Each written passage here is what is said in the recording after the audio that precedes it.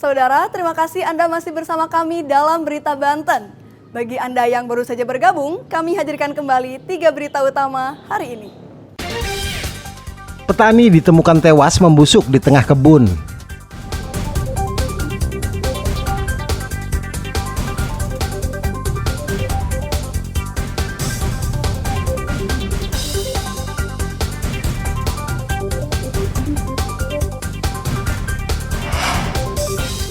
Pelaku pembunuhan anak kandung mengaku mendapat bisikan goib.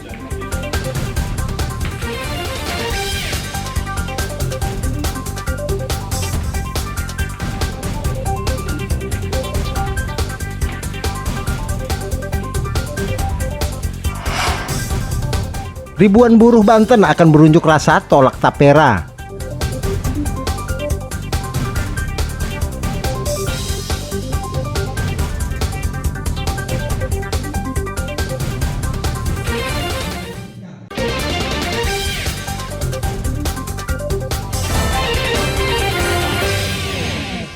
Warga di Desa Citaman, Kecamatan Ciomas, Kabupaten Serang, digegerkan adanya pembunuhan di desa mereka. Korban bernama Nur Laila tewas dengan kondisi bersimbah darah di kamarnya dengan luka di bagian leher. Pertama kali pembunuhan tersebut diketahui oleh ibu kandungnya sendiri. Kejadian bermula saat korban yang masih berusia 3 tahun sedang tidur bersama ibu kandungnya di dalam kamar. Ibunya terbangun dan menjerit setelah anaknya sudah tak bernyawa dengan luka senjata tajam. Korban tewas setelah dibunuh ayah kandungnya sendiri. Pelaku bernama Agus usai membunuh langsung melarikan diri. Ibu korban kemudian meminta pertolongan ke sejumlah warga. Untuk memastikan kondisinya, korban sempat dibawa ke puskesmas setempat oleh warga. Warga tidak mengira pelaku membunuh anaknya karena pelaku dikenal dekat dengan korban. Warga juga sempat mengejar pelaku, namun takut karena pelaku masih membawa senjata tajam. Pas kejadian tuh korban itu lagi tidur apa seperti apa? Lagi tidur. Terus infonya gimana? Kalau infonya kayak si korban itu nggak bersuara sedikit pun pas begitu digorok itu. Oh, jadi posisi itu lagi tidur sama ibunya? Iya. Si istrinya pun itu nggak tahu, Pak. Nggak tahu sampai si bawa anaknya itu telah meninggal. Jenazah korban langsung dibawa ke kamar jenazah Rumah Sakit Bayangkara di Kota Serang untuk dilakukan otopsi. Akhirnya, polisi dan warga Ciomas melakukan pengejaran dan berhasil menangkap pelaku di tengah perkebunan. Kronologis ini jadi pelaku atas nama Agus ini adalah orang tua kandung dari korban Nur Laila usia 3 tahun 4 bulan. Jadi untuk motif belum tahu. Cuma kejadian itu pukul 4, kondisi sedang tidur.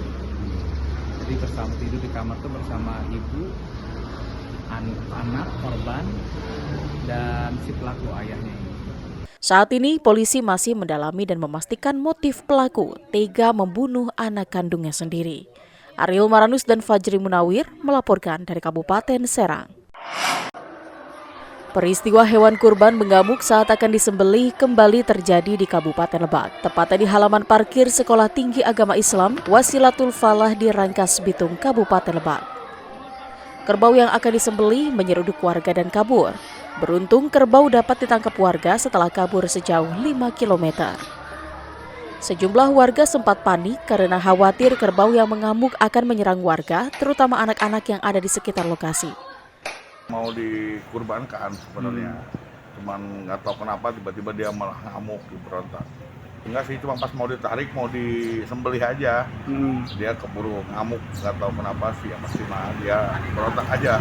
Yang paling yang ketubruk aja sih, cuman nggak, alhamdulillah masih lumayan normal aja. Itu beberapa warga juga membantu kan, memberikan pertolongan juga. Akibat kejadian tersebut, sejumlah warga mengalami luka ringan akibat diseruduk kerbau. Ariel Maranus dan Sajiwa Pratama melaporkan dari Lebak.